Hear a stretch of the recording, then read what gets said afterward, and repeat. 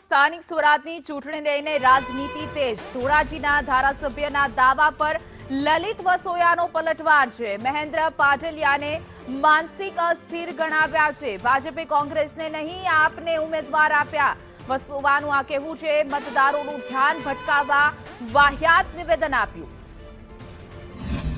કોંગ્રેસના ફોર્મ ભરવા માટે કોઈ ઉમેદવાર જ નહોતા, તો એ આપને આનંદ થશે કે ઉમેદવારો આપણે આપ્યા કે ભાઈ તમારું ખરાબ લાગે તો આવી આ ઉમેદવાર છે ને આનું ભરાવી દો.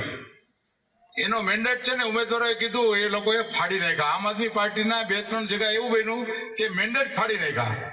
લોકોનું ધ્યાન બીજે ભટકાવવા માટે આવા વાહિયાત નિવેદનો કરી રહ્યા છે અને કદાચ મહેન્દ્રભાઈને ભારતીય જનતા પાર્ટીના આગેવાનો પણ નોટિસ આપશે અને પાર્ટી નોટિસ આપશે કે તમે આ નિવેદન આપ્યું છે કે તમે કોંગ્રેસને ઉમેદવાર આપ્યા તો તમારામાં તેવડ હતી કે બિનહરીફ કરાવી શકાય. શા માટે તમે બિનહરીફ ભારતીય જનતા પાર્ટીની સીટ બિનહરીફ ન કરાવી? તમે ભારતીય જનતા પાર્ટી સાથે ગદ્દારી કરી છે.